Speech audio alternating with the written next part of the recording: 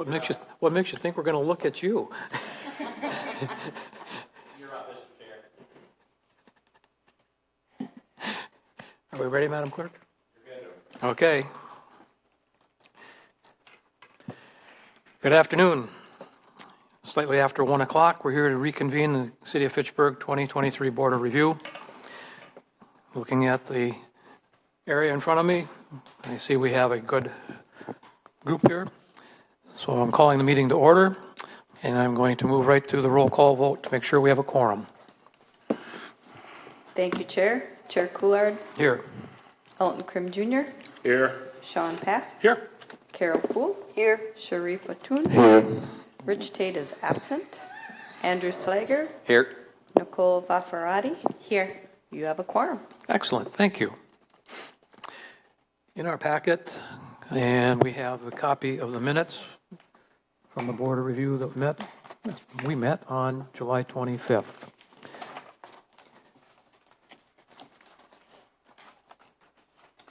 Does anyone have any additions, corrections, or adjustments that they would like to see made to these minutes? Mr. Chair, I make a motion to approve. I have just one. Was absent, and I was here but late. I think that's the 10:30, Elton. That's why they. Oh. Okay. Yes, that's the notation after your name is the time Okay. you attended. All right. Yep. Thank you. Thank you. Eldon, we certainly want to make sure that your efforts are recognized because we do appreciate them. Did very much. I'll second the motion to approve. We have a motion and a second on the minutes. All those in favor signify by saying aye. Aye. Opposed? Hearing none, let the record note we have a unanimous approval of the minutes as presented.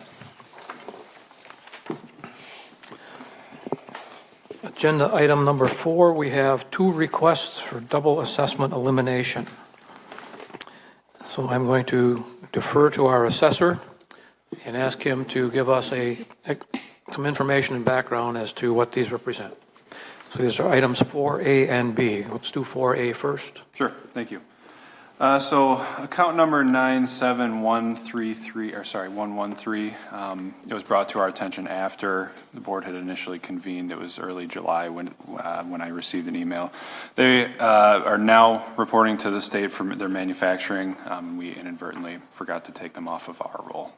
So that one is fairly straightforward. I verified all the data, and they submitted they submitted a copy of the form that was submitted by the Department of Revenue. So that one we can remove off of there if you are all fine with it.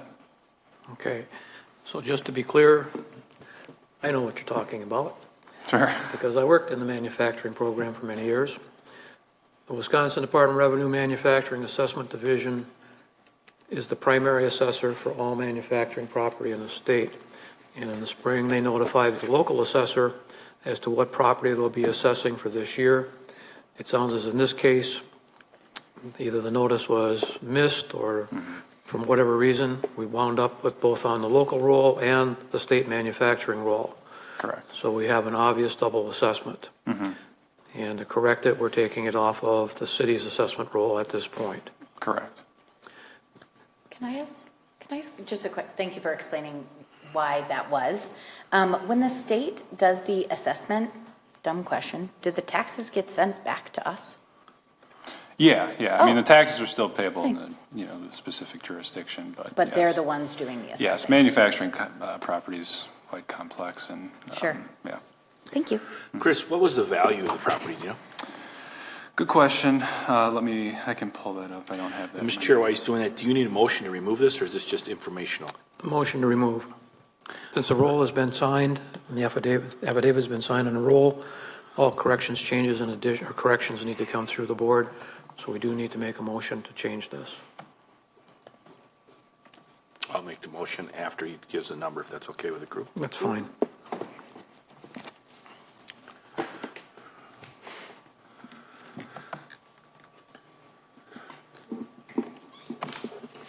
So we had a total assessed value of $469,500 for 23.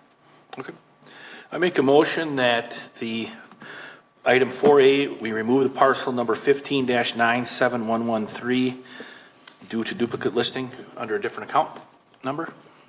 I'll second. Go ahead, Carol. We have a double second. Thank you. Make a motion to remove that, excuse me. All those in favor signify by saying aye. Aye. Opposed? Hearing none, let this correction, we'll direct the clerk to please make this correction to the roll as required under the statutes in red ink. And General question on this before we get to 4B.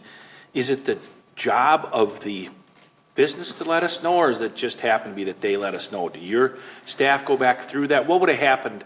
Is there another one out there potentially, or how does it, how do you comb through this is what I'm asking? So this one I think is just a clerical error, because Okay. she had forwarded me some email correspondence that she had with Alyssa, who was helping us out kind of part-time, working with personal property, and I think she just mistakenly forgot to inactivate the parcel, essentially. So we knew about it, it just happened to be that Okay. they forgot to do it. let's move on to 4B, which says remove duplicate personal property account 80070. Again, assessors, would you please give us a little background? Sure, yeah. So I received some email, or maybe it was a phone call, I can't recall explicitly, but this is an account that has zero value. It's all exempt computer equipment. The current account owner, or as it's listed on the roll, is EMC Corporation, and they've got absorbed by Dell. We don't have a specific account for Dell because it's all exempt at this point. So really, it's just removing it off of the roll, kind of as not necessarily a formality, but it's a zero value. It doesn't carry anything, but we want to remove it to be as clear as possible and as accurate as possible on the roll. So it was basically a technical correction, not a valuation. Yeah, it carries zero value, so it won't impact anything other than. Well, hearing that, I'm going to give you directions for next year. No personal property assessments. We can do that. I can guarantee that. By law. Yeah. All right, we heard the assessor's explanation. Any questions? No. Hearing none. Offer a motion to remove duplicate personal property account number 4B, number 80070. We have a motion. Do I have a second? I'll second. Motion and a second. All those in favor? Aye. Aye. Opposed?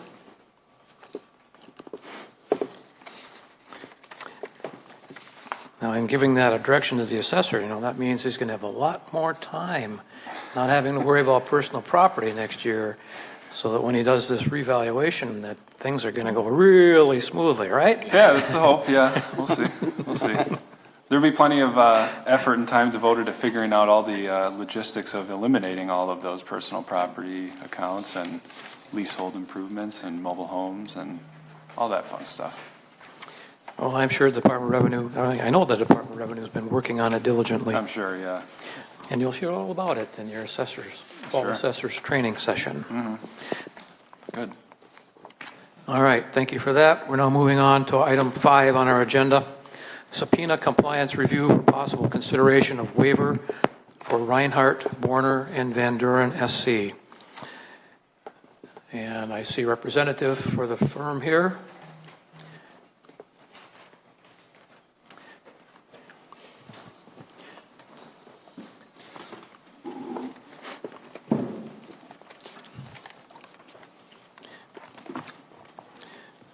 So I will again defer to the assessor to give us the background as to where we stand on these. Sure. So at the last meeting, there was subpoenas issued both to the property owner and the lender, who's Walker and Dunlop LLC, on parcel 0609-031-2273-0 and 0609-031-2086-7. These subpoenas were sufficiently complied with. At this point, we feel our assessment is justified, and we would have no objection to the waiver request at this point. So you want to waive these directly to circuit court? Yeah, when they submitted their objection, they submitted a waiver request as well. I believe, I can double check, I think a few of these are currently pending in circuit court already. Okay, so- But we wanted more specific information to ensure, because these are properties that we didn't get much on last year, if I recall. I guess I may be a little bit off on that, but more or less, we were looking for some more information to kind of determine, hey, maybe our value's off, maybe, or to determine that it's right. We feel that the information we received is sufficient, confirms, our value, and as such, and given that they're in circuit court, are likely to head there already, we wouldn't object to the waivers on them. Okay, so these are cases that are currently under appeal at the circuit court level? Yes, I believe. We have their representative with us. I'm sure he could tell us. I would have to check specifically for each one of these. I can take a look as well. Hang on a second. Since you've joined us, would you please state your name and position for the record? Yes, sir. My name is Sean Lovell. I'm a shareholder at Reinhardt Barner Van Buren. And let the record note that you've been previously sworn at earlier Board of Review scheduled hearings, meetings. So we aren't going to, at this point, since you're not presenting testimony, we'll just let the record note that you're here and that you were previously sworn. Understood.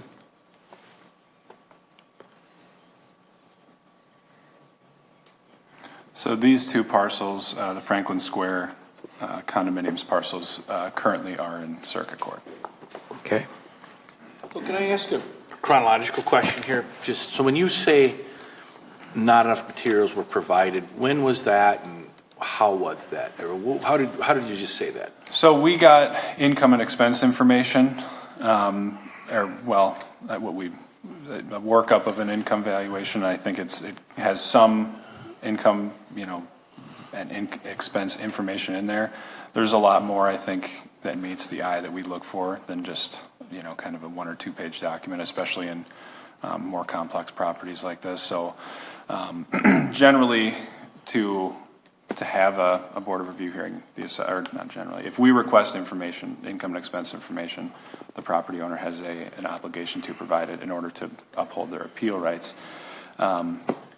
That's not overly specific as to what, we request. We send a form out basically that has, it's double-sided. It's got, where you would fill in the unit count, whatever, so on and so forth, income expenses, relating to rent, maintenance, and all that good stuff. But in other, as we go through this, we learn that there's more information. Some of these have mortgages, so there's appraisals on them. That's, very valuable information that we, kind of not need, but would like to verify our value. So, and what's the reason for not sending them?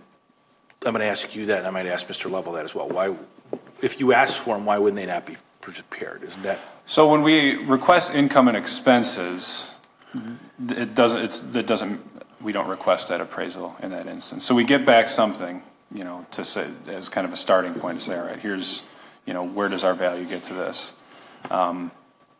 If they provide that, they maintain their appeal rights. And following that point, they may object to it. We may have some of their information, but there's more to this picture than just the 2-sided sheet that we get. It's a good benchmark. But. Does that mean the city then is at a disadvantage that we're not getting a chance to make a decision on it, but just by kicking this to appeals court? Because it seems like this is a little bit of a strategy, in my opinion, of where this is going by not providing some information here. I see what you're saying. So I think that's where the subpoena comes in. Okay. So when we ask for this information, where if we say, hey, we would like any financing agreements, mortgages, appraisals, all that stuff, it helps us kind of to ensure that our value is right. And if we're wrong, it also kind of can lend some insight on that. So when we waive things to circuit court, like in this case, we have kind of all the information at our disposal. We've felt that our assessment's justified. I mean, these are, say you were to have a hearing on these in any case, they're likely to head that direction anyway, I would think. Right, but this is an administrative procedure. What the taxpayer needs to do, Sean, is each year's assessment stands alone. Right. And if they don't file an objection and bring it to the board so that it can be reviewed by the assessor and by us waived as a continuation, they lose their rights in court. So this is basically an administrative step to make sure that their rights are being protected. Since the earlier appeal hasn't been decided, it means that this will be combined. and that as that earlier appeal is decided, it will then carry over into these, in this case, 23 appeal as well. So it's basically an administrative process they have to do to make sure that if they got a huge reduction on the prior year assessment, that it also carries into the That's fair. current year. Okay, thank you for that. Thanks. That help? Yes, thank you. That's what we're looking at. And so basically, they're just saying, we have them under appeal, it's in court, this is a continuation of that appeal, and they've gotten the information they requested under the subpoena. So I see no reason why we should dilly-dally with it. I would make a motion that we waive this as requested by the assessor as a continuation of the earlier year appeal on the circuit court. And that's just for 5A, correct? That's for 5A and 5B. I will second your motion for 5A and 5B. So we have a motion and a second. All those in favor signify by saying aye. Aye. Opposed? Hearing none. Let the record note 5A and 5B. Franklin Square condominiums. The two parcel numbers are identified on our information sheet as 0609-031-2273-0 and 0609-031-2086-7 are being waived through the board on the circuit court. Okay, we'll then defer again to the assessor on agenda item 5C. All right, so this one is for Fred Elan Apartments over on 6311 Quarry Vista Drive, parcel number 0609-182-2505-2. Same story on this one. We issued a subpoena to both the lender and the property owner. The lender in this case is Fannie Mae in care of Northmark Capital Finance. We felt that compliance with the subpoena was certainly sufficient. We received all we asked for, and at this point, we would agree to waive it as well. And this is also in circuit court? Yes, I believe so. I can double check, but yes. That's an important consideration for us, so if it is, we Sure. would like to make sure that's on the record. Yep.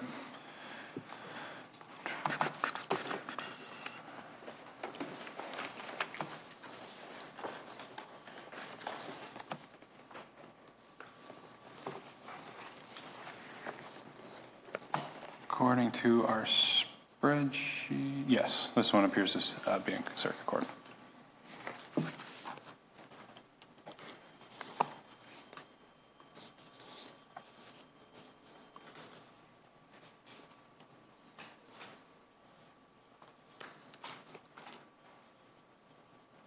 Or wait, I apologize. No, sorry, this one was subpoenaed last year, and it appears as though it was not in compliance with the subpoena, so the board dismissed it on September 19th of 2022.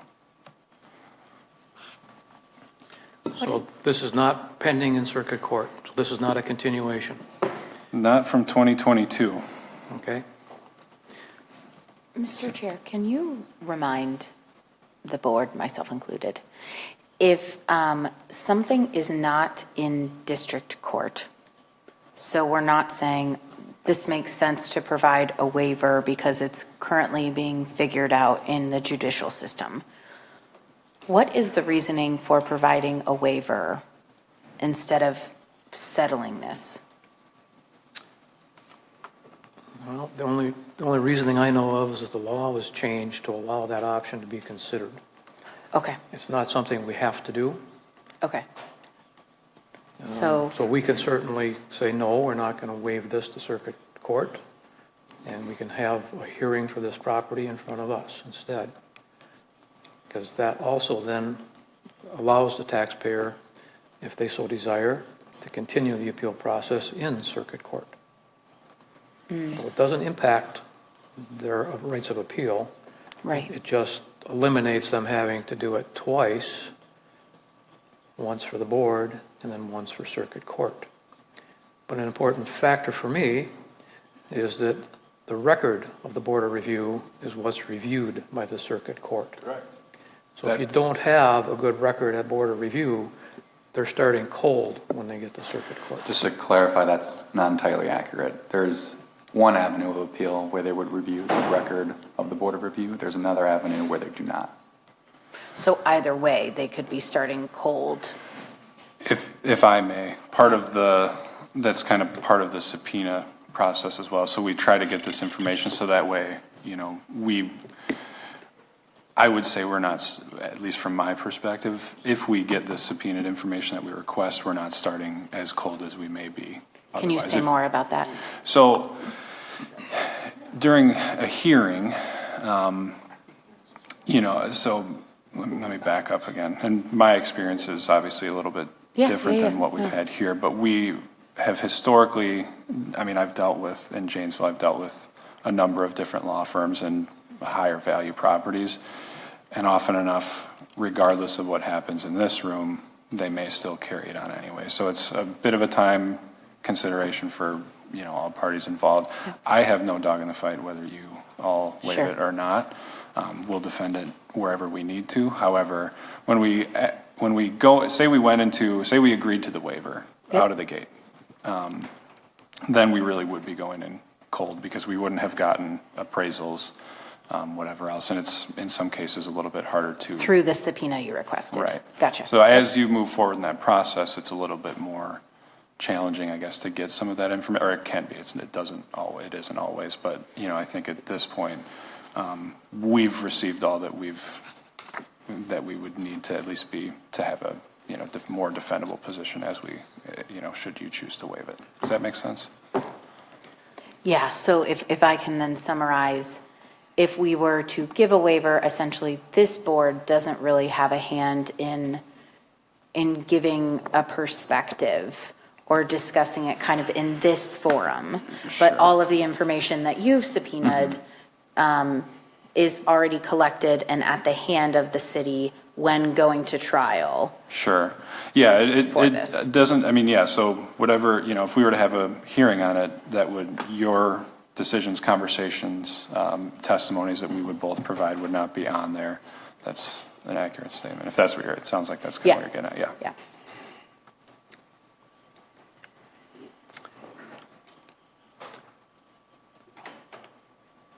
I guess I'm going to defer to the assessor. When we start talking about going to circuit court, the meter starts ticking with attorneys. And I guess my question is, are you prepared to defend this assessment? Are you talking now, or should it go to circuit court? Right now.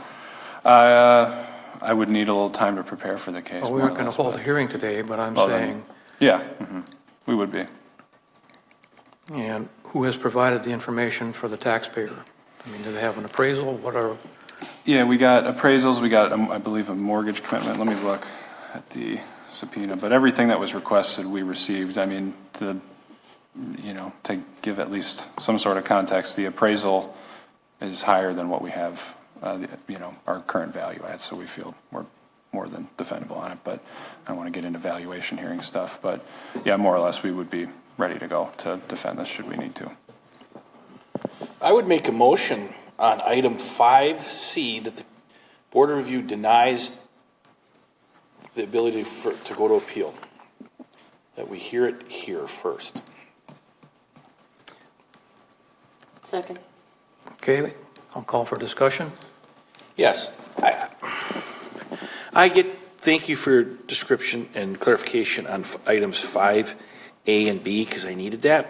But it's still the point I was trying to make in 5A and B. I think that the taxpayer has all the rights in the world, but I still think we should do it where we're here. We're taking time as representatives of this body, appointed by a mayor, confirmed by a council, to sit here, do our civic duty. And I just feel like the city's getting run over a little bit here, or the assessing department. Take your time, make the case. If they don't like it, they have the right to move on. But what if we agree with the taxpayer? Right, so why are we getting rid of this? So people can vote how they want up here. I know it requires another meeting, but that's part of why we signed up for this. So I would ask for denial to appeal. I think that's actually a really good point, Sean, in terms of if we actually discuss, our last meeting, we very much, like in a couple of them, agreed with the taxpayer. And so we could actually save the taxpayer legal fees if something decided here happened to go in their favor and they decided not to take it to court. That being said, it could go the other way too, and we could have just doubled people's time. But the more this is discussed, knowing it's not already in court as well, I think I tend on the side of Sean in terms of like, I want another meeting just as much as everyone else does, but it's also the duty of what this board was put together to do. So I'm in agreement with you, Sean. Any other discussion? Hearing none, then I'll call for a vote. And the motion is that we hold this at the Board of Review. We deny the waiver request to Circuit Court. Item 5C. Yes. All in favor signify by saying aye. Aye. Opposed? Let the record note that the board will not waive this to Circuit Court. We will put it on a docket for our next Board of Review meeting.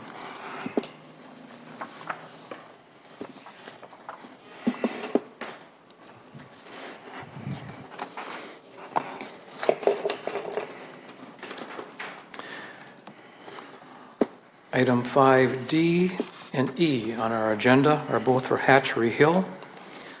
So I'm going to defer to the assessor for some background on that, as we have with the others so far.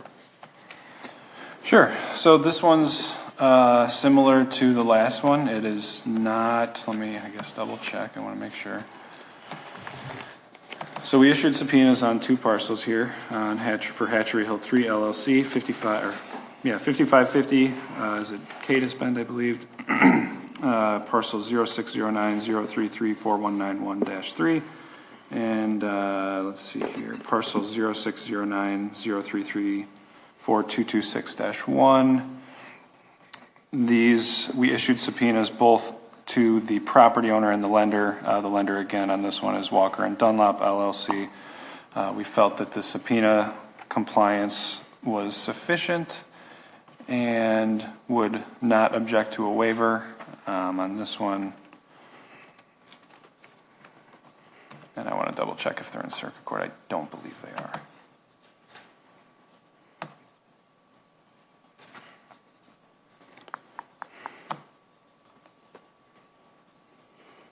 They are not currently in circuit court on these 2 parcels. Chris, question for you. Yeah. Did the request to bring forward the potential of us to waive this come from your shop, or was it requested by the taxpayer? It was requested by the taxpayer, this one and the last one. I think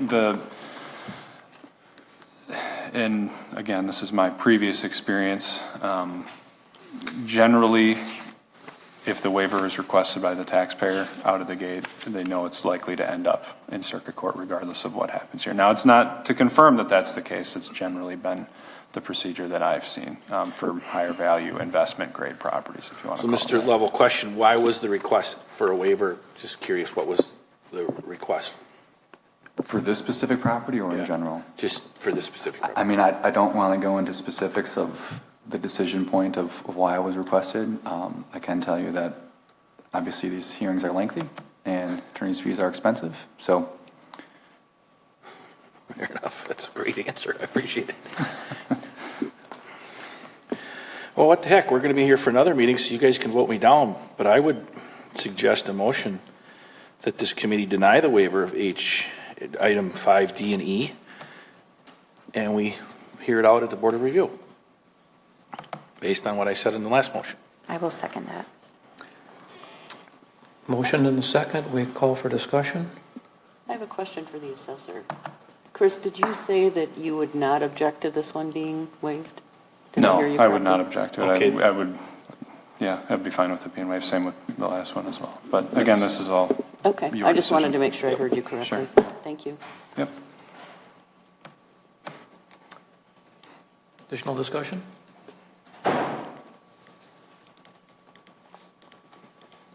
Hearing none, I'll call for the vote.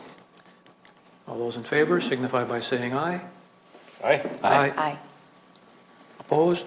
No? Nay.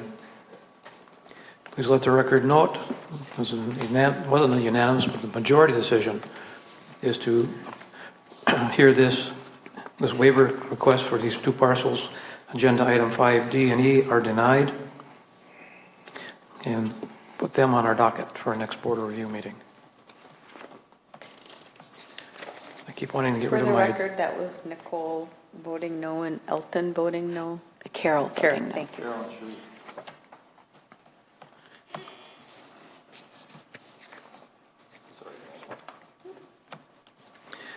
Valley View LLC, agenda item 5F. Again, to defer to the assessor for some background on this one. Sure. So this one, very similar to the last one, last two, I guess I should say. We subpoenaed just the property owner in this case, and there was sufficient compliance with this one as well, and I would not object to the waiver. It appears as though they are, so the Board of Review made the decision to reject the appeal last year due to subpoena noncompliance on the same date. This one's not in circuit court presently.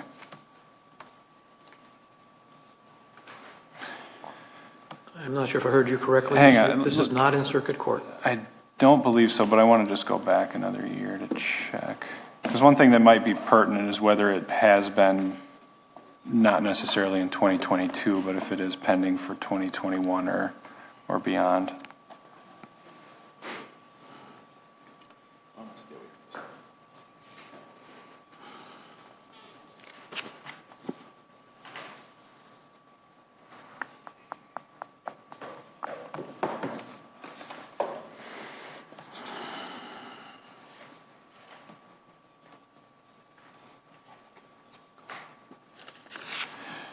So yes, this one is not currently in circuit court, similar to the last two, or last, I guess, three. And now that I'm looking back, I want to double check Franklin Square because that one may not be either.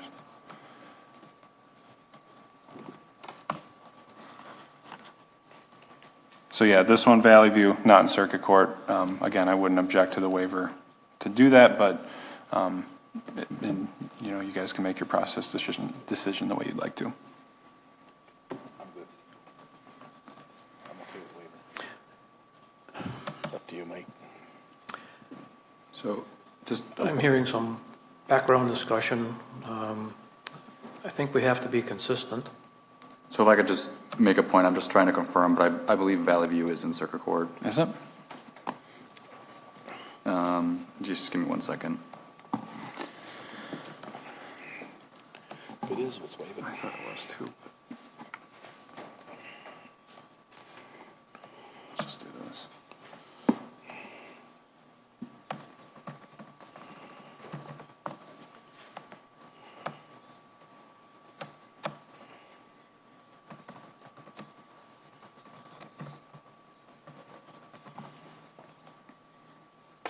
Yes, my understanding is Oh, yeah. that Valley View is in circuit court, and also Fred Ellen, which was 5C. Plot C is in circuit court as well. Agenda item 5C, Fred Ellen. So A, B, C, And and F. F are all currently in circuit court. Sorry, those Okay. were filed. Well, I appreciate that, Sean, for catching the 5C. Yeah, sorry, I should have gotten this sooner, but I don't want to, Filed just So, over a month ago. Do we need a motion to go back to 5C, given the information? Because it seems like what we're all kind of saying is that if it's already in circuit court, it makes sense to provide a waiver. That would not be a great use of this board's Correct, time. Nicole. But if it is not in circuit court, we would like to go ahead and take first pass at it. correct, in my opinion, but that's up to you guys. That's a very reasonable summary of what I've heard from the board. Great. So if we can I would like to reopen 5C if I may, because the attorney clarified for me, so I don't want to waste your time if it's already in circuit court. Second. So I would, Mike, how do you want to handle this procedure? You want to do 5F first, or? Yeah, we're starting on 5F, so we should finish that and then go back. Go for it, Nicole. Okay, so I make a motion to approve the waiver of 5F Valley View LLC parcel 0609-031-5718-2. Second. So we have a motion and a second. All those in favor signify by saying aye. Aye. Opposed? Hearing none. Nicole, can you correct my mistake on Let 5C? let the record show unanimous approval. I'd love to. Thank you. So much. Based on new information, we've been discussing, reconsidering agenda item 5C. The new information is that it is currently under appeal in circuit court. So I guess at this point, we would need a motion to reconsider our decision for 5C. So moved. Second, Second? we have a motion for reconsideration. And the brief discussion is what Nicole said, the reason that we're letting this go is because it's already in circuit court. But Correct. the pattern here is, if it's not, we want to hear it. Okay, we got a motion and a second. All those in favor signify by saying aye. Aye. Opposed? Okay, 5C is now again on our agenda for review. I'd like to make a motion to approve a waiver for item 5C, Fred Elan LLC, parcel number 0609-182-2505-2. Second. We have a motion and a second. All those in favor, please signify by saying aye. Aye. Opposed? Hearing none. Again, please let the record note. Unanimous vote to waive that to circuit court.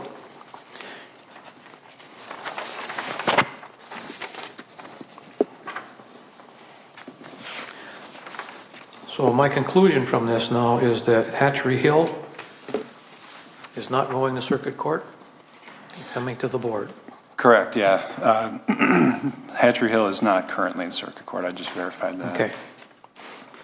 Before we move on, just want to make sure we're in the, covered all our bases. Moving to agenda item number 6. Report on status of possible subpoena request and possible considerations of waiver request from Reinhardt Warner Van Duren, SC. 6A, TMJ, I'm showing this the second, LLP, parcel 0709-362-4152-0, 4293-0, 3303-7, and 4162-8, 4283-2, 4323-3, and 43333-1. So I'm going to defer to the assessor for an update as to what's the status of this request. Sure, so after further review, this would be one that we have a subpoena ready to go for a number of different items relating to the financials of this property. So I have a copy of that, if you'd like.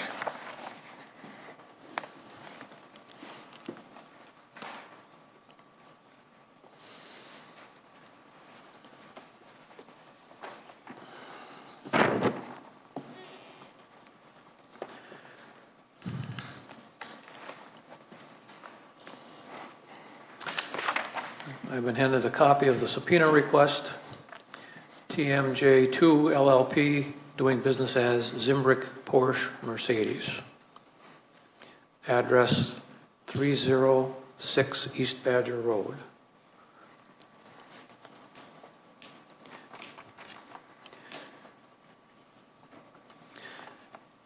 So the assessor is asking us to help him gather more information.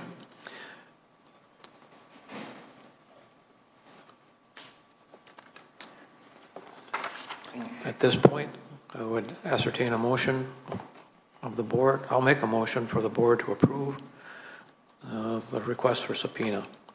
And look for a second. We have a motion and a second. All those in favor signify by saying aye. Aye. It sounded pretty unanimous, so I don't think I have to, well, we'll call it. Any nays? Hearing none, let the record note we have a unanimous decision.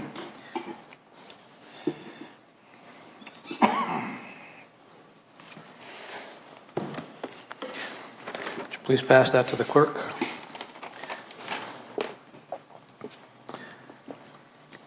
Now, is this for items B and C as well? No, those are separate ones, separate parcels. Same owner, different parcels. Okay. Similar situation? You need more information from them? Yep. Same, so yeah, the B is for Zimbrick BMW Audi. It's just a different dealership. It's at 2400 Rimrock Road, just south of this one, so similar situation. Okay. Please bring me the Oh, subpoena. yeah, sorry.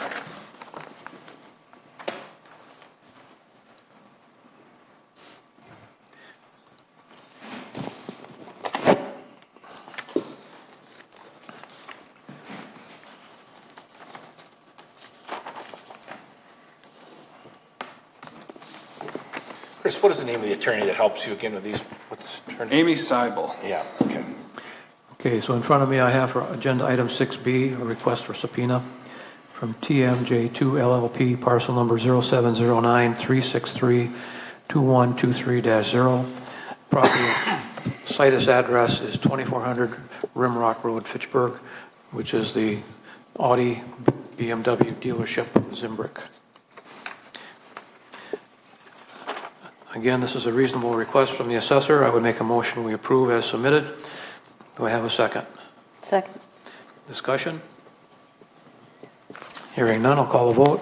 All those in favor signify by saying aye. Aye. Against? Hearing none, please let the record note we have a unanimous decision to approve the subpoena request.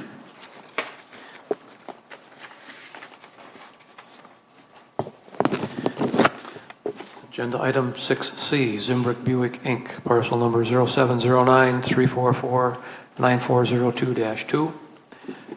Again, I'm anticipating it's a similar situation as the other two. It is. It's same group generally. This one's over a different part of it's on just south of the belt line there, 1601 West Beltline Highway. But yeah, same deal. Chris, is this one also coming in from the town? This one, that's a good question. I think it is. Yes, it is. Thank you.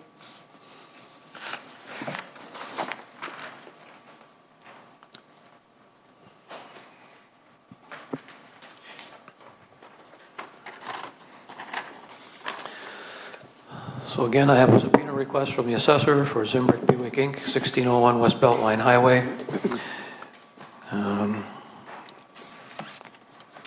Agenda item 6C.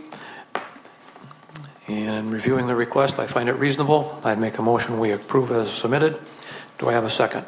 Second. I'll call the vote. All those in favor signify by saying aye. Aye. Opposed?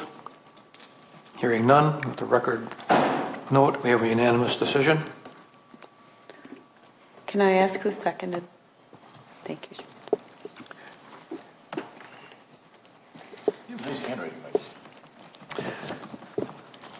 6D, Bowman Farms, Inc., parcel 0609-0318815-2.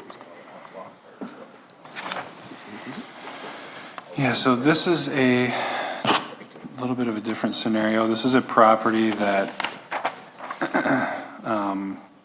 we're looking to get a little bit more information on.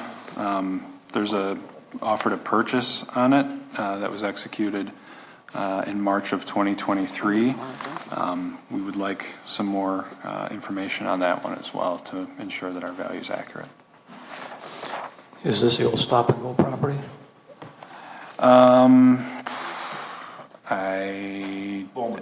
Bowman Plaza, no. This one is, or wait, yes, it is. No, it's currently, it's Bowman Plaza. There's a number of, I think there's a laundromat and a couple other things presently in there.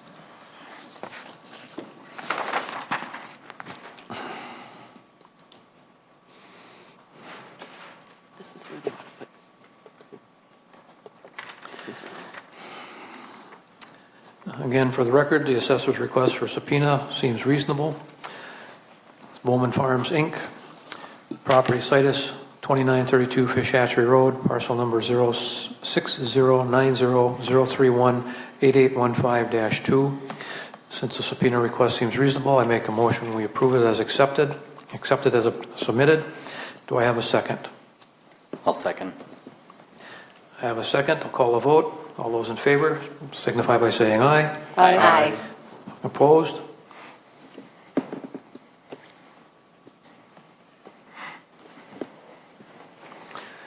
The record note is a unanimous vote of approval.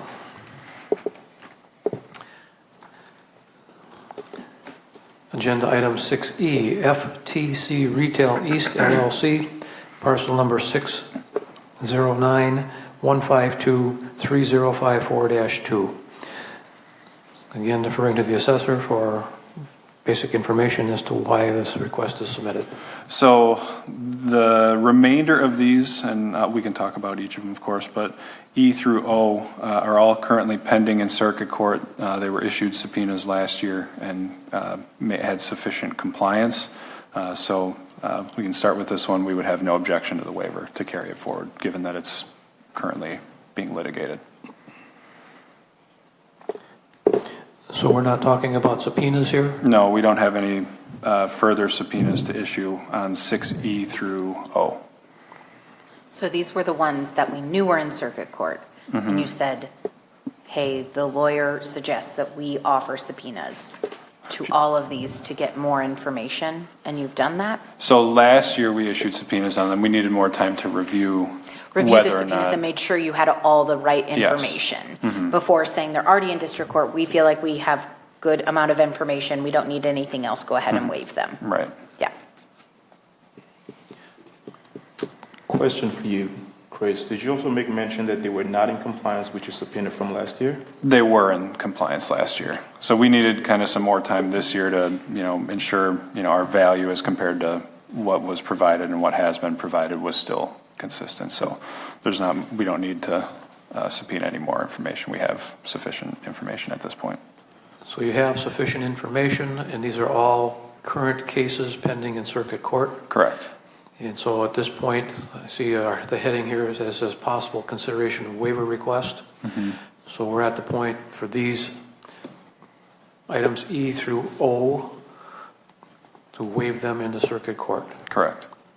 And that's your status. You have no objection to the waiver. Correct. Okay. Well, this will make this a little bit quicker for this afternoon. I will make a motion that we grant a waiver to circuit court for agenda items 6E through O. I will read each of them into the record if it's approved. You have it in front of you as part of our agenda. As the assessor does not need additional subpoena power to get information on these, and they are all pending in circuit court. I'll second your motion. We have a motion and a second. All those in favor signify by saying aye. Aye. Opposed? Hearing none, I will now read each of them into the record so that there's no question as to which ones we have here, so that they're all identified properly in the record. 6E, FTC Retail East LLC, parcel number 0609-152-3054-2. Agenda item 6F, Howard and Associates Profit Sharing Plan Royalty Arms, parcel number 0609-063-0961-3. Agenda item 6G, Tawny Apartment Homes, parcel number 0609-061-5571-7. Agenda item 6H, FTC Retail West LLC, parcel number 0609-152-3092-2. Agenda item 6I, Prima Vista LLC, parcel number 0609-114-3708-2 and 0609-114-3708-3. 3716-2. Agenda item 6J, Raven Apartments LLC. Parcel number 0609-114-4111-2. Agenda item 6K, Riva West LLC, parcel number 0609-114-2484-2. Second parcel 0609-114-3532-2. Third parcel 0609-114-3543-2. Agenda item 6L, Trolley Apartments Trolley LLC, parcel 0609-152-6830-2. Agenda item 6M, Turnberry Apartments LLC, parcel number 0609-152-4264-2. Agenda item 6N, Vista Apartments LLC, parcel number 0609-114-2716-2. Agenda item 6O, Osprey Apartments LLC, parcel number 0609-114-4282-2. Let the record note, the board has moved all these parcels through waiver to circuit court.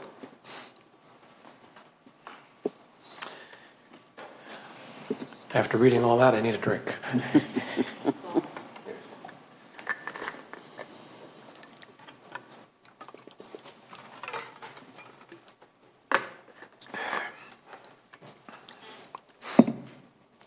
And that is just water, in case you're wondering.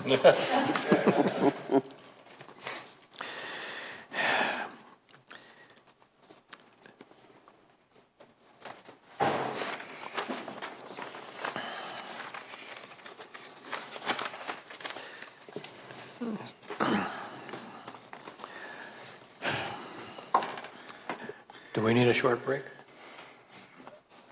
Okay, I just wasn't sure if anybody had an extra cup of coffee at lunch or something and needed a quick break. If we don't, for now, we'll move on to agenda item 7. Report on status and possible subpoena request and possible consideration of waiver request for Foley and Lardner LLP. Agenda item 7A, Novation Senior Apartments LLC, parcel number 0709-363-2345-0. So this one, we do have a subpoena request for a number of different financial items. This is a senior housing apartment, 60 unit subsidized multifamily housing development located at 2675 Novation Parkway, parcel number 0709-363-23450.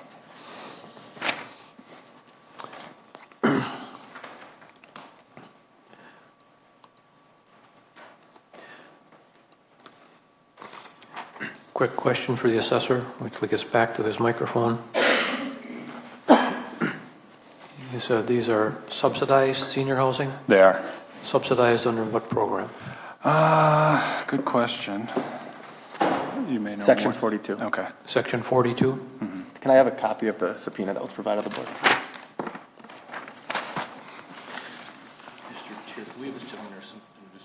Yes, we have a representative from Foley and Lardner. Would you please, for the record, we're not going to put you under oath, but we are going to ask you to identify yourself for the record. Attorney Eric Hatchell, partner at Foley and Lardner. And you're here representing a number of cases? Novation Senior Apartments, Artisan Village, and then I'll also note I represent AMC, which is later on the agenda, but if you could entertain a motion to move that up while I'm sitting here, it might be appreciated. Okay. Thank you for joining us this afternoon.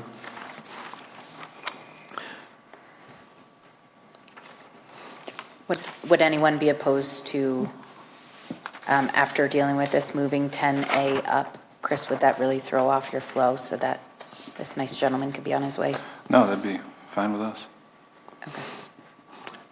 When we get through, we'll need a motion on a record. Fair enough, yeah. Make that happen. I have in front of me a subpoena submitted by the assessor. It looks reasonable based on the information he's presented. I would make a motion that we accept the subpoena as submitted. Do I have a second? Second. All those in favor signify by saying aye. Aye. Opposed? Hearing none, let the record note it's a unanimous decision.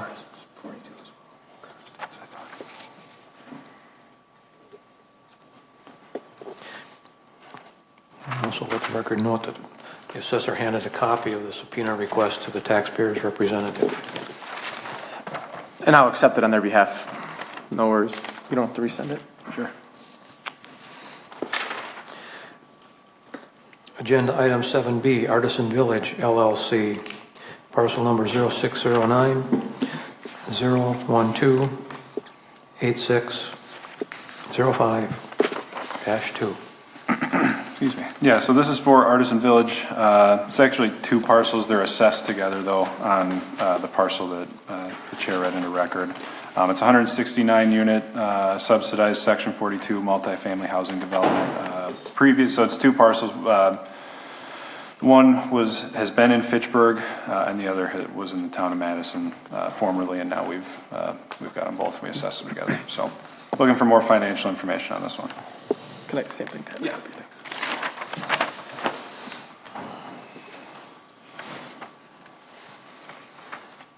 And Mr. Chair, could I comment on this before you entertain accepting the subpoena?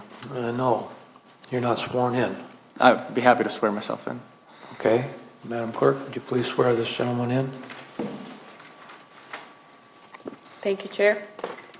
Do you solemnly swear that the testimony you shall give in this matter shall be the truth, the whole truth, and nothing but the truth, so help you God? I do. Thank you. Please state your name for the record. Attorney Eric Hatchell. I'm a partner at Foley and Larder. I'm also the authorized agent for Artisan Village LLC. So, Okay. I've just been sitting in the back as you've considered the other parcels today, and I've sensed a pattern. If there's a case in circuit court, you've granted waivers to continue it, which makes a lot of sense from an efficiency standpoint. If they're not in circuit court, obviously you want to hear the case here. I think that makes a lot of sense. This case is in circuit court. It's been in circuit court for the prior 2 years. Certainly you can grant the subpoena, but they have rights to discovery. They can take depositions. I don't know what value we're getting just issuing a subpoena here when all we're going to do is come back here and you're going to put it in circuit court where we have full rights of discovery. I would ask that this court instead just, if we're going to go to circuit court, do it now for this year, add it to the prior years, and we'll use the discovery process. All this is doing is adding additional expense and time to my client. Sean, you asked earlier, the other Sean, this is real cost. We don't work for free. We're very expensive. So if that's where this board's going to send this, then do it. There's no reason to use the subpoena process now when they have rights to discovery in circuit court. That's all I wanted to add. Thank you. We certainly will consider the fact that it's potentially litigation in court, but it's also information that sometimes the assessor needs to have for litigation that they don't have. So I'm going to ask the assessor, do you feel that there's information you're requesting in this subpoena that hasn't currently been provided through discovery or other means so that you can have a fair and equitable basis of making a determination on this assessment? Yes. Excuse me. Yes. So you want the subpoena to seek additional information that has not been provided through the existing processes of discovery? Correct. Okay, and then we're going to serve public records requests, and we're going to have a huge bunch of discovery battles in front of this board, and all this board's going to do is say, go to circuit court. This is just a waste of time and cost and money for my client. And it's very frustrating that this is now the third year, and we were told by the city that there would be material discussions to try to resolve the previous cases in connection with board of review, and we have not been given that. We have followed up numerous times, and we've had no discussions about resolving this case. And then I found out today for the first time, although we are 2 years in litigation, there has been substantial discovery. There's been 2 years of opportunities to take depositions that now they need some new information. This is extremely frustrating to my client. Law can be very frustrating, as you can be aware, and we have a procedure.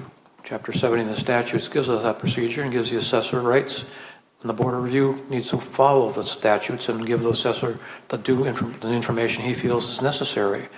I'm sorry you feel it's not appropriate, But if I remember right, last year Artisan Village assessment was not accepted by the board because it wasn't signed. So I'm not sure how you got it in the circuit court. I'm not sure what you're talking about. That's not accurate. I'm pretty sure I remember this one, and that the owner of the property sat here and was very upset with us that we didn't accept his appeal because the objection form was not signed. I think you're mistaking the property. Well, that's possibly. I don't have all the information on every appeal in front of me that we've considered in the last few years. But based on what I've heard, the assessor is interested in getting additional information that he hasn't gotten in discovery. I'm moving that we accept the subpoena as submitted by the assessor and give him the information, the right to request the information that currently hasn't been provided either in circuit court or in other venues. Do I have a second? Second. May I ask a quick question? Certainly. Chris, without going into the details of what specific things you still need, you might have to forgive how naive this question is.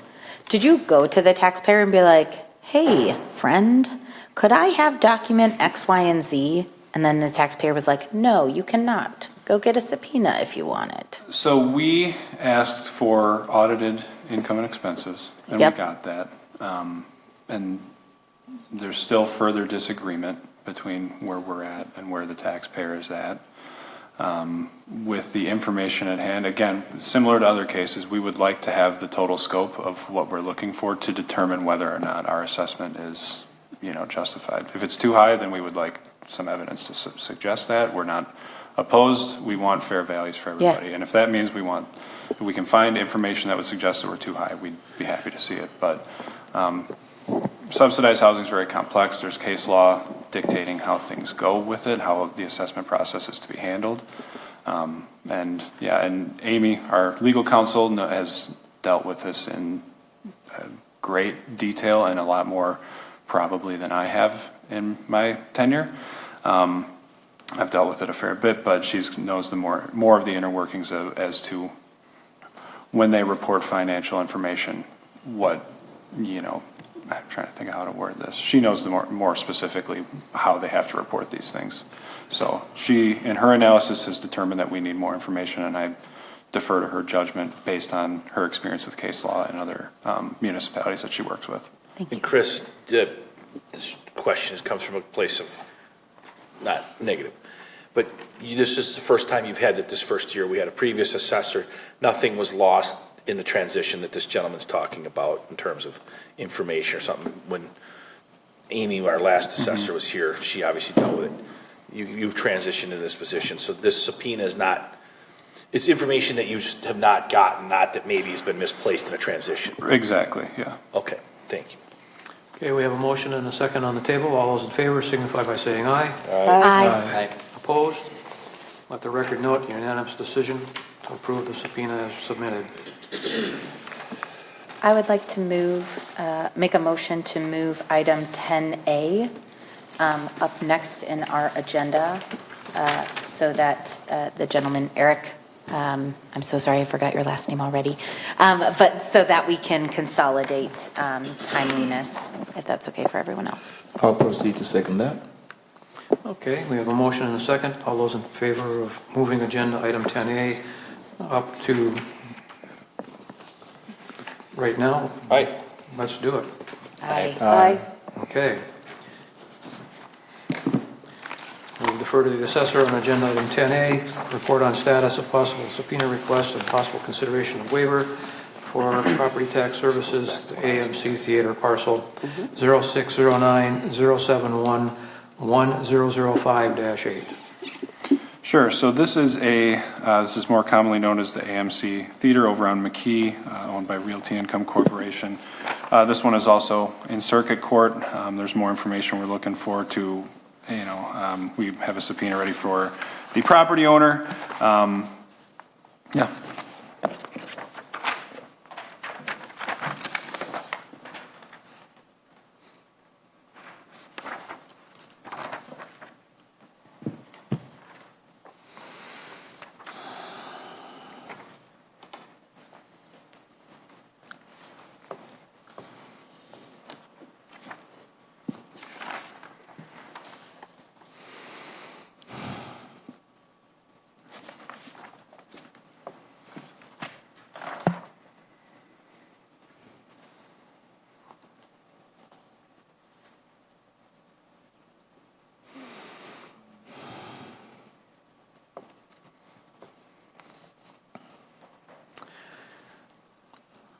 Again, in reviewing the documentation submitted by the assessor requested on the subpoena, it all looks to be reasonable to help him make an informed decision as to the value. So therefore, I would make a motion to approve the subpoena request as submitted. Do I have a second? Second. Motion and a second. Any discussion? Hearing none. Let's take a vote. All in favor signify by saying aye. Aye. Opposed? Hearing none. Let the record note unanimous decision to approve the subpoena request. And again, let the record note that the taxpayer's representative has received a copy of this request at this meeting. And just for the record, is that sufficient notice for you?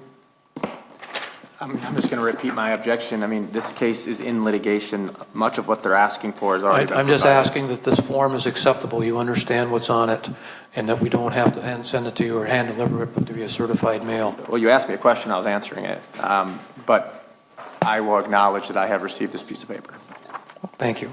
That's all I wanted, because otherwise we have proper procedures we need to follow to make sure that you are properly informed. And that's on the record now that you got your form. Thank you.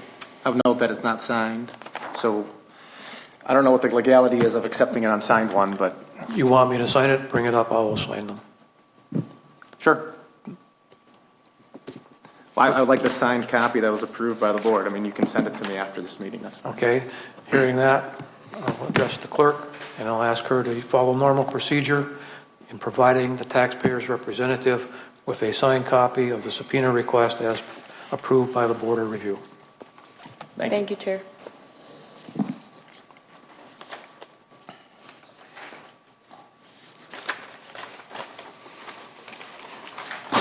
Are you here for any other properties? I'm not. Are we done? Thank you.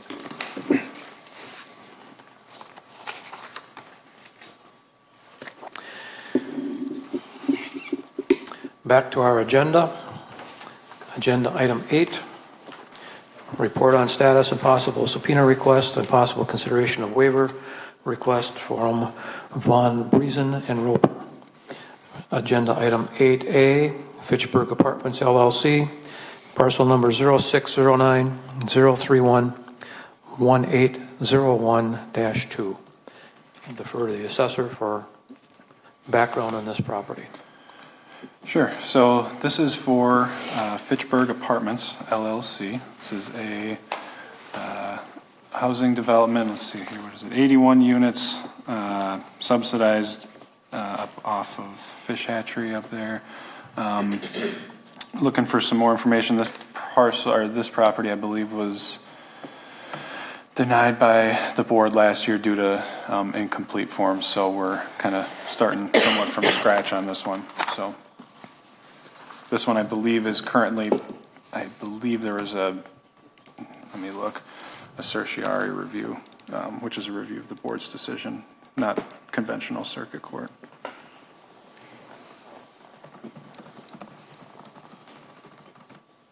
What you're presenting is a subpoena, not a waiver, is that correct? Right. Okay.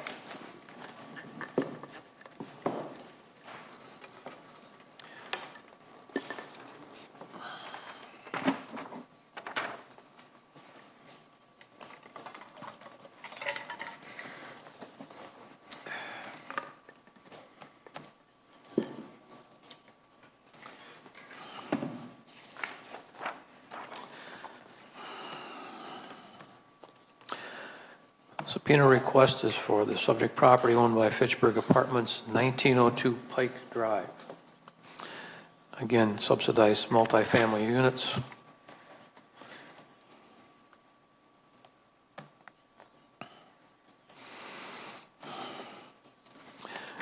In looking at the information requesting, the assessor is requesting under the subpoena, I find it to be reasonable and acceptable. As such, I would make a motion, we accept the subpoena as submitted. Do I have a second? Second. A motion and a second. All those in favor signify by saying aye. Aye. Opposed? Hearing none, let the record note it was a unanimous decision to approve the subpoena as presented.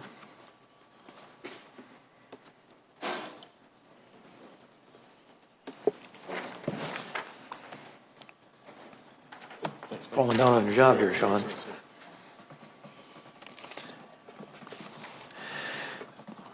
Agenda item 8B, Fitchburg Pines Apartments, parcel number 0609-033-8500-0. So this is a subpoena we are requesting for Fitchburg Pines Apartments LLC. It's a multifamily development up on High Ridge Trail. I'm looking for a number of different items related to the financials of the property.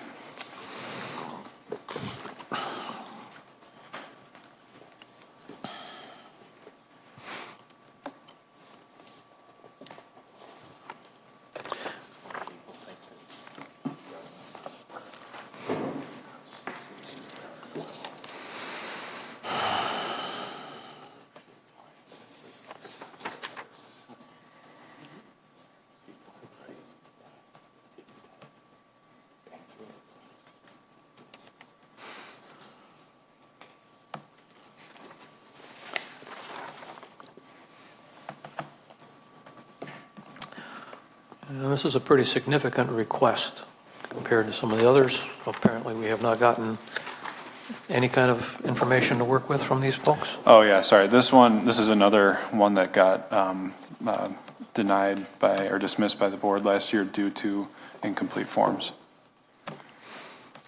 So yeah, again, this is another one we're kind of starting from scratch. We got, I believe we got some, baseline income and expense information, but not sufficient enough to help us, determine a value. Okay. This is an extensive request for information from the assessor under the subpoena, but it's certainly information that would have a direct impact on the subject valuation. So I think it's appropriate, and I would move that we approve it as submitted. Do I have a second? Second. I have a motion and a second.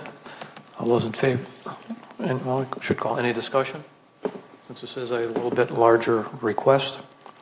Do a roll call on this. Okay.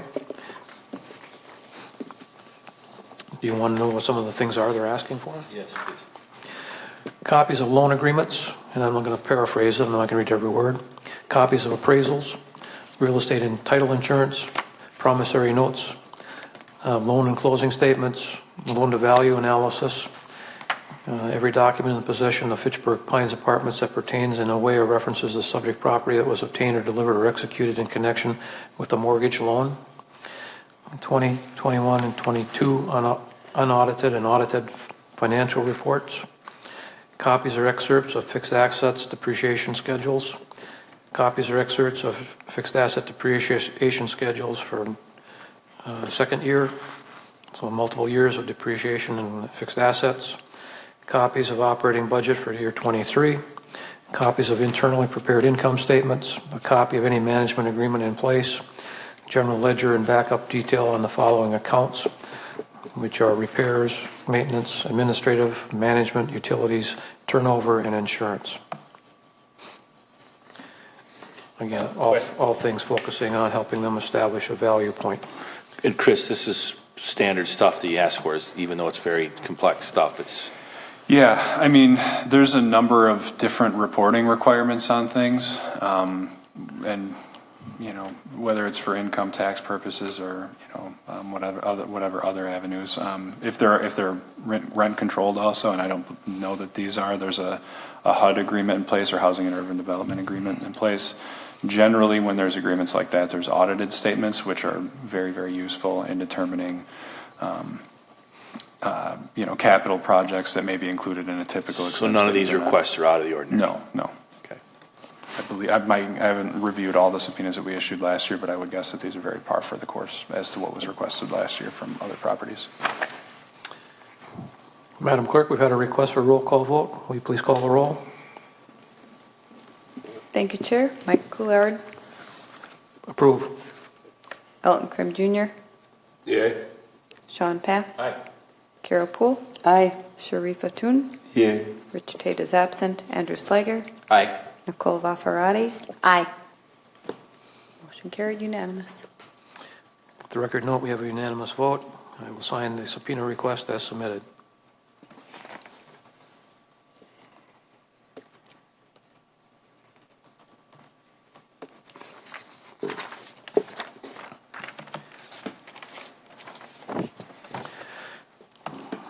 8C, there's 8C and 8D, both are Fairway Apartments, so I'm assuming they're listed as separate parcels. Do we need two separate subpoenas?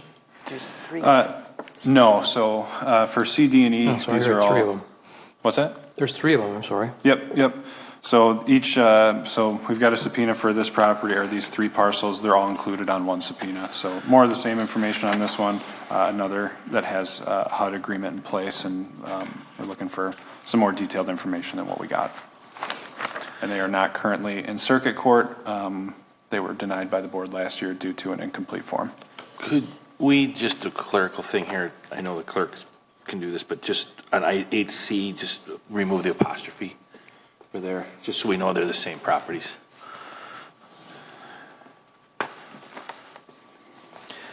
Sorry, Jim. Not being difficult, but He's being difficult. that's a pet peeve of mine. I'm sorry. That's a pet peeve. I'm sorry. I'm a good guy. I'll instruct the clerk, please follow that instruction, but put it back if you feel it's inappropriate. Tracy knows I'm from a good place. We have an excellent clerk, don't harass her. We do. Do not harass her, or you would not believe how rough your life would be if we didn't have her due diligence here. Okay, so I have in front of me a request for subpoena for Fairway Apartments. It includes three parcels. Street address 2301 through 2325 Traceway Drive, 2101 Post Road, 3302 through 3314 Leopold Way. Again, this is pretty much identical to the last one we looked at, where they're asking for the same basic information to help them establish the value point that's reasonable with the complexity of the property, with the subsidies and other considerations that are in place with HUD. I feel this subpoena request is acceptable, and I would make a motion to approve it as submitted. Do I have a second? Second. I have a second. Do we have another roll call vote? Okay. All in favor signify by saying aye. Aye. Opposed? Please let the record note the motion carried unanimously.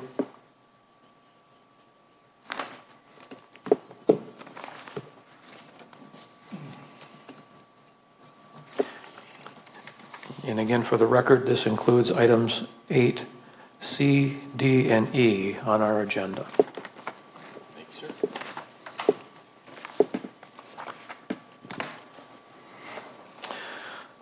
Agenda item 9, report on status of possible subpoena request and possible consideration of waiver request for Alpine and Ringsmith LLC Hy-Vee.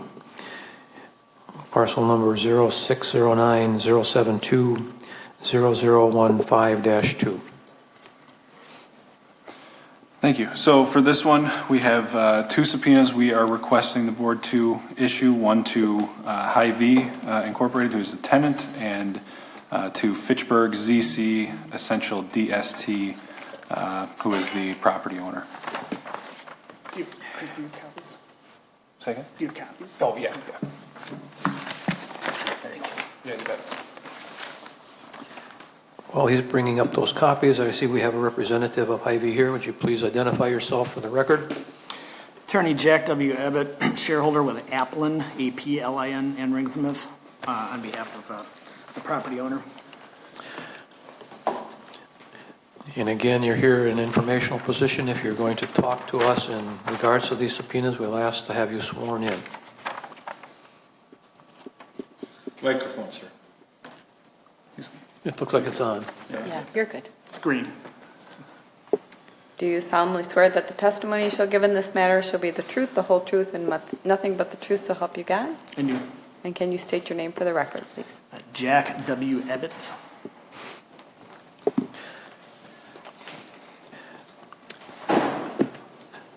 Well, most of all of us on the board have been involved in listening to objections about the Hy-Vee property. And now we have two subpoenas. Can you give us a little background so those who might not know why can have a better idea what's going on? Yeah, so the kind of gist of this one, this property sold in 2022. I can double check the ownership, but it has a new owner, and we believe that there's a lease in place, and we are looking for some information regarding that. So we subpoenaed both Hy-Vee, who we believe is the tenant, and then the new owner, Fitchburg ZC Essential DST. And this is still in litigation in the courts? It is. Okay.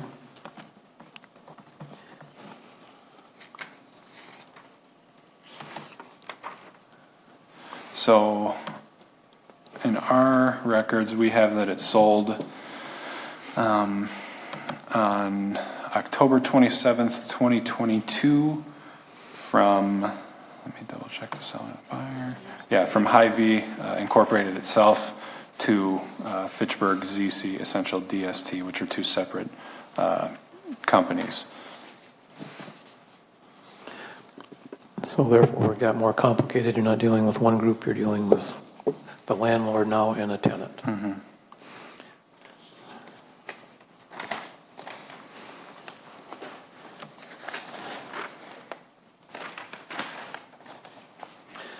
Okay, I can understand now why one subpoena is multiple pages and the other one is a shorter documentation in front of me. So technically, I have two subpoenas for this property. One for the current owner, and now one for the former owner, who is now the tenant in the building. Correct.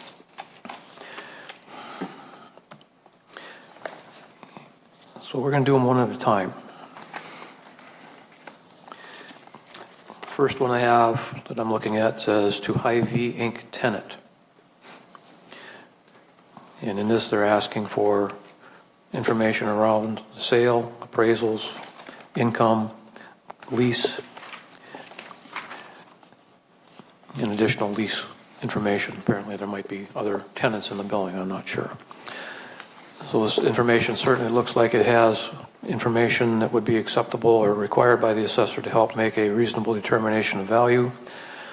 As such, I would move that we accept the subpoena request as submitted. Do I have a second? Just a moment. Can we provide Mr. Jack just a second, see if he has any comments or information to provide? That's not what he's here for. We're here to review this appeal, the subpoena request. He's not here to give comments. Okay. It's our decision, not his, as to whether we, at this point, when he's here to give testimony or representing his client, he's basically here just to see what we're doing. Gotcha. I was curious to know if there's any information that's in the subpoena that's requested from the appraisal team or our appraisal team that he might already have provided or have any questions or queries about, or is that for a later meeting? Well, if we get to discussion and you think he may have already provided that, you could certainly ask him. Gotcha. Since we swore him in. But that's not what he's here for at this point. He's here just basically to represent his client's interest, to see what we're doing. Perfect. Okay? Thank you.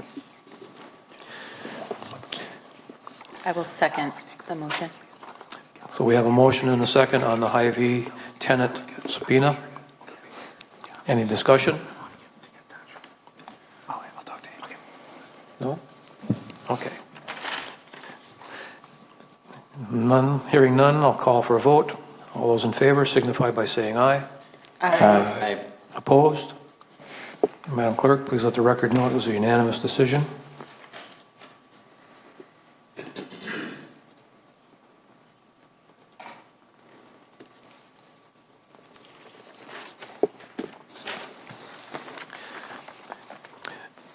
Moving on to the second subpoena, Fitchburg ZC Essential DST, care of Inland.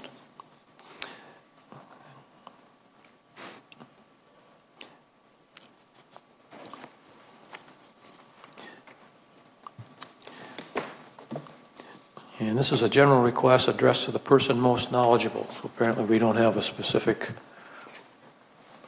individual. Again, it's requesting appraisals, insurance, fixed asset lists and depreciation, purchase agreements, closing statement. Again, all documents that would be helpful to the assessor in helping to establish a fair and equitable assessment on the property. In seeing this as such, I would move that we accept the subpoena request as submitted by the assessor. Do I have a second? Second. Any discussion? Yes. Chris, is this anything out of the ordinary that you're asking for? No. Thank you. Anything else? Hearing none, I'll call the vote. All those in favor signify by saying aye. Aye. Opposed? Again, let the record note unanimous approval of the subpoena request.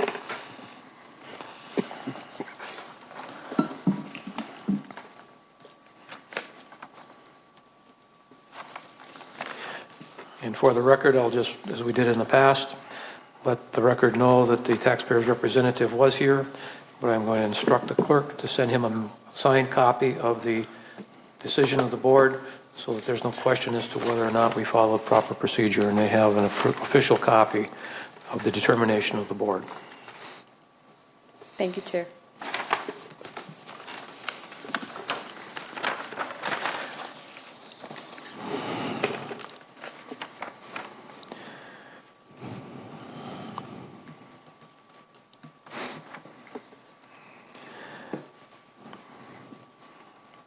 I'm looking at my agenda, and if I haven't mismarked something, it tells me we're at agenda item number 11.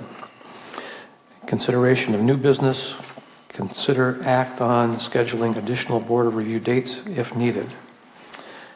Based on our actions today, I am thinking they are needed. So, Madam Clerk, do you have some information as to when this facility would be available for our use? Thank you, Chair. I do. I believe some of the dates that we're looking at is the week of September 25th, based on having enough time for the subpoena request to come through and review by the assessor's office. Monday, September 25th, this room is available all day. Tuesday, the 26th, this room is available from noon to 5 p.m. Wednesday, September 27th, this room is available all day. Thursday, September 28th, this room is available from 9 a.m. to 4 p.m. Friday, the 29th, is not a date that we can use this. Well, it's just not a date that we can have. What scope do we have? Obviously, we have items, and I'm responsible for that, I admit, items 5, D, and E. But what else do we have, Madam Clerk, do we need to do?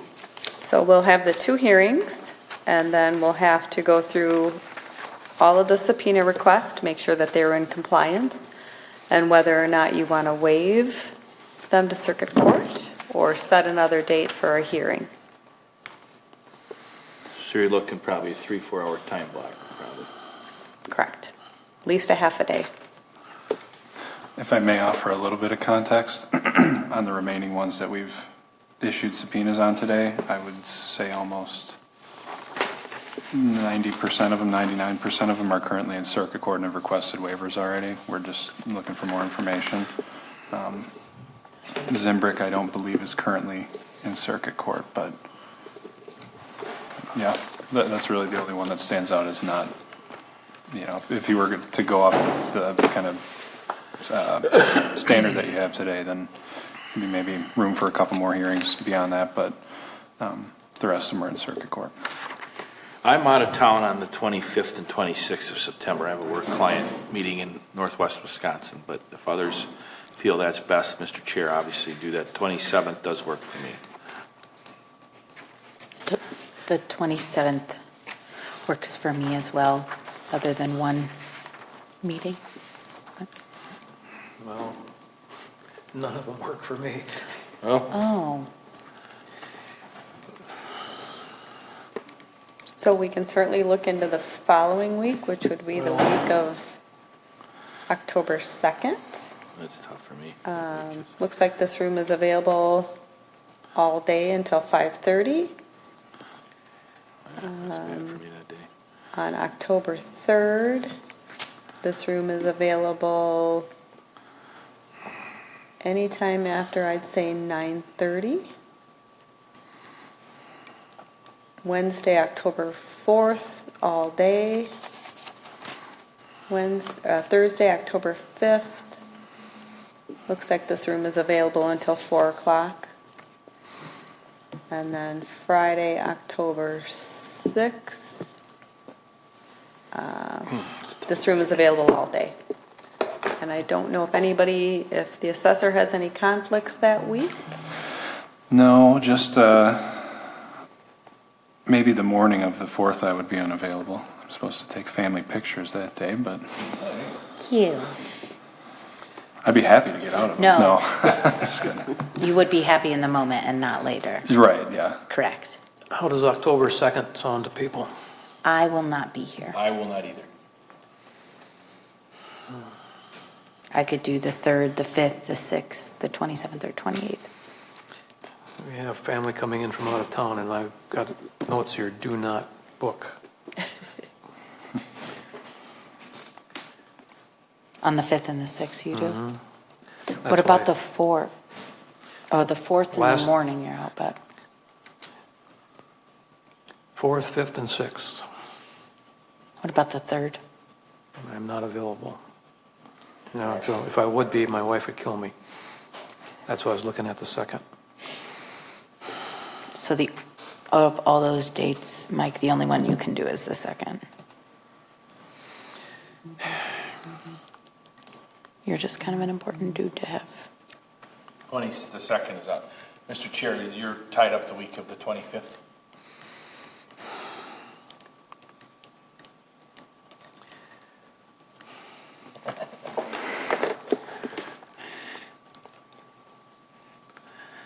I guess I could break away on the 28th.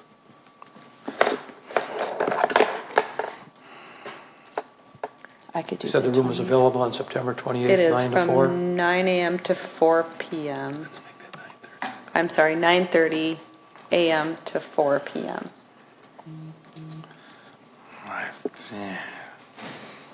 wouldn't be available for after 11 that day. What day of the week is that? You could do like a 28th of September. Probably have to be like Noon to 4. noon or 1 to 4 That's Thursday. or 28. We could start in the afternoon. 1 o'clock on the 28th? Is Oh. 1 to 4 enough time? Yes. That was just decided. I liked that. Tracy's like, I don't So there's believe 2 you. hearings, and past experience, Yeah, it seems a tight. commercial hearing can take anywhere from an hour to an hour and a half, just based on discussion, questions. If we start at 12, could we still have quorum, and then when Elton joins us, if he hasn't missed too much of the conversation, he can still vote, and if he does, he just abstains from the first one? Kind of like last session, you abstained the first one, I abstained the second one. Yep, I should be able to be here by 12 though. Okay, so if we shot for 12, good for you. Mike, that's good for you? We'll make it work. Noon, Carol? Yeah, I'm good. Sharif? Yep. Noon on the 28th, Andrew? Look at that. Tracy, Did see, we're it. easy. That means I'm coming home from a volunteer and mission trip early, that's all. Oh, yeah. Sorry. Oh. Thanks, way to guilt us into it, Mike. All right. Okay. Board meeting, I might want to come back anyhow. Depending on the jobs they have for me. where are you going, UP, or where are you going? North Central Wisconsin. Oh, good. So what did we say, the 28th at noon, Nicole? At noon to 4, I think is what we agreed. 28th. Madam Clerk, is there any other business that needs to be brought to the board at this meeting? Not at this time. Thank you, Chair. Please let the record note the fine effort that has been provided to us in guiding us through this process from our city clerks. I'm sure it's not just Tracy, but and her staff. Their background work gives us the opportunity to move through these things and due diligence as we needed to and have the proper forms and documents in front of us. So thank you very much for the behind-the-scenes work that you do to make sure that we're on the right track and moving in the right direction. I think I'm going to take a look at the instructions that I offer as we start a border review hearing. And I think one way that we can potentially try to expedite this is to put people on the clock. I saw this happen with baseball in the last year. Yes. That's right. And I think we need to have a way that we can control and coordinate the amount of time the taxpayers are in front of us. So we don't have any taxpayers here, but just so to give you a heads up, we're looking at 30 minutes. And if it's less than that, fantastic. But That works for me. we had the experience last year of being here well into the fall. We need to get proper documentation to the Department of Revenue so that tax rates can be calculated and we don't need to spend all our vacation time sitting here. So I'm hoping that, depending on who comes into to see us, that they're going to be aware of the fact that we are going to give them a timed opportunity to present their evidence and information. Would this Is be, that- good. Oh, I was just going to ask if that is something we could share ahead of time with them, so that coming in, they know our intention is to keep it at 30 minutes. Well, I don't handle the communication. Is there some way we can coordinate with taxpayers' representatives that they have a window of time to present? Certainly, during the 48-hour notice, I can put in there that they'll have 30 minutes to present. Thank you. Please adjust the notice to identify that window of time so they can come in prepared. Tracy, do you envision this would be our last meeting then of this group for the year? Yes, yep, I believe it will be. Is the only thing that wouldn't cause it to be if we don't waive Zimbrick, Correct. because that's the only one that's not in circuit court. I make a motion to have Nicole be the committee historian. She's very You good. got it. And I'll just point out on their objection forms, they usually write how long they need to present as well, so. They do, that's right. Okay? Motion to adjourn? Well, I just wanted to say thank you to all of our due diligent board members. It's a great opportunity to see you. I wish it was more social in our activities, but this is certainly something that we've been, I think we have a very good group of people who think through the process and try to reach an informed decision. I really appreciate that.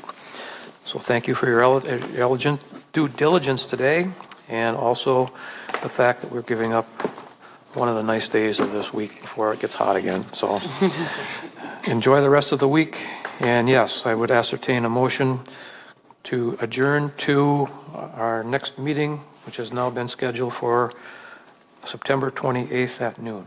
So moved. I have a second. Second. All in favor, signify by saying aye. Aye. Opposed? See you all on the 28th, if not before.